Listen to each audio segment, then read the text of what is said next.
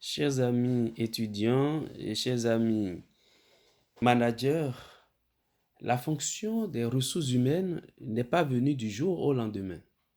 On est passé avant tout de ce qu'on va appeler la fonction personnelle à la fonction des ressources humaines. Et cela en trois grands moments de l'histoire. Et c'est pour cela qu'il faut dire que l'importance accordée par les entreprises au management des ressources humaines est relativement très récente.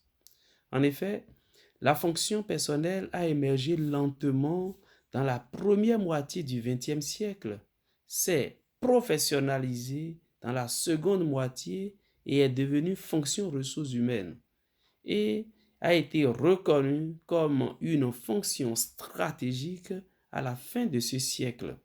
Et donc pour retracer son historique, il nous faut distinguer trois grandes périodes. La toute première période, c'est la période appelée celle de l'émergence même de la fonction entre 1850 et 1944.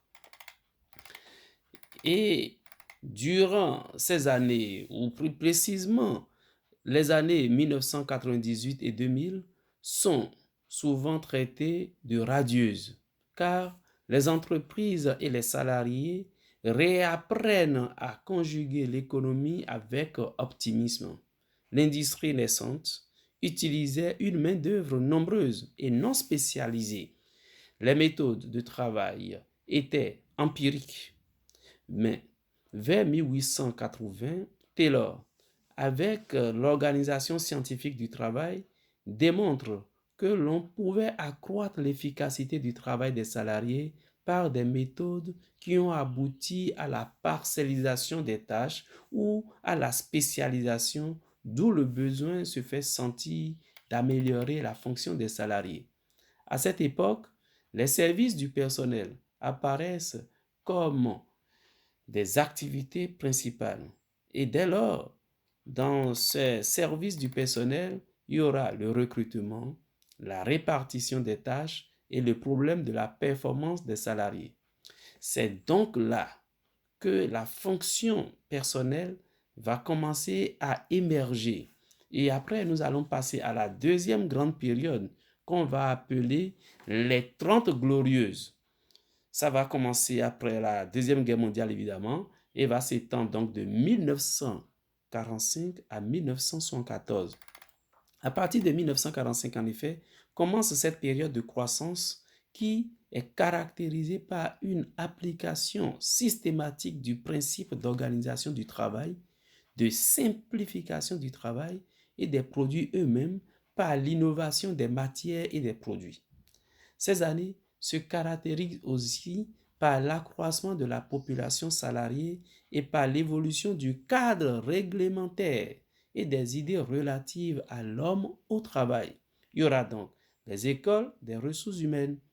À la fin, nous avons la professionnalisation de la fonction du personnel et une enquête effectuée en 1959 fait ressortir le contenu de la fonction personnelle en citant qu'il y a un groupe de fonctions traditionnelles, à savoir les effectifs, l'embauche, le choix du personnel, la qualification du travail, emploi et poste, réglementation, discipline, la législation sociale, administration du personnel, relations avec le personnel, conflit de travail et syndicats, et aussi un élargissement des fonctions nouvelles. Dès lors, durant cette période, les fonctions nouvelles seront la formation ou la formation continue donc du personnel, l'information où il y aura la communication ascendante, descendante. Au sein de l'entreprise, il y aura aussi une forme d'organisation de l'entreprise. Après cela, nous aurons des fonctions connexes qui vont s'ajouter, à savoir la sécurité sociale, la retraite, la condition de vie dans l'entreprise ou ce que nous appelons plus exactement le climat du travail, la médecine au travail.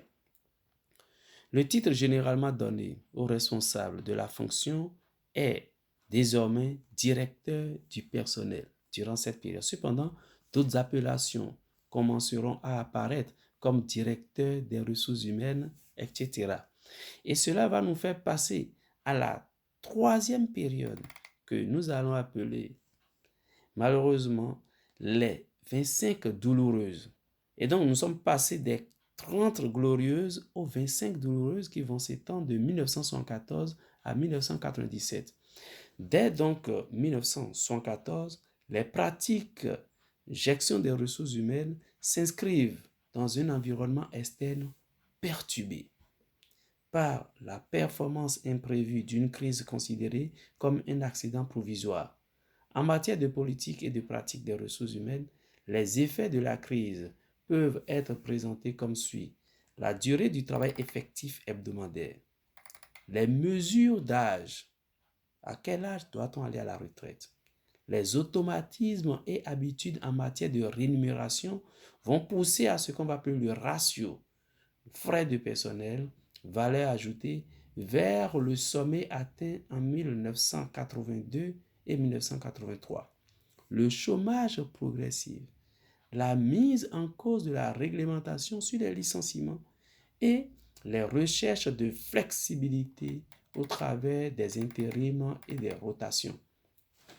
Voilà donc ce qui s'est passé durant cette troisième période qui n'a pas du tout été florissante, mais a été très perturbée. C'est ainsi que nous sommes donc passés de l'émergence à la glorieuse, autant donc aux 30 années de gloire de la gestion des ressources humaines, et après à cette douleur qui va permettre quand même de mettre en place un certain nombre d'outils et d'éléments pour favoriser une gestion efficiente des ressources humaines. Voilà comment nous sommes passés à la gestion personnelle, de la gestion personnelle donc à la gestion ressources humaines.